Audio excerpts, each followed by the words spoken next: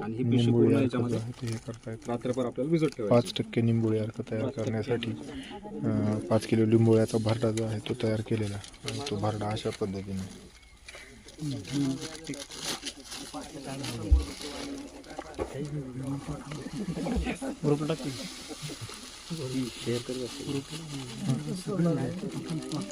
दोन बनावं लागेल. नाही ना, ते राहिलं ना अजून टाकायचं. हा, ते अडीच आहे.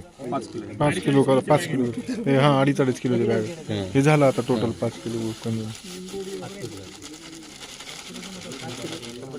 हे असंच आता 12 तास बांधावं लागले सुतळी.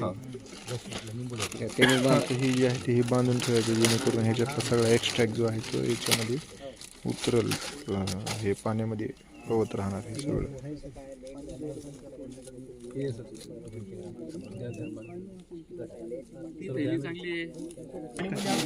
अशा पद्धतीचं हे जे आहे ते भिजायला ठेवायचं हे आणि अशा पद्धतीने हे सोडून द्यायचं. हे रात्रभर जे आहे ते भिजवून घ्यायचं.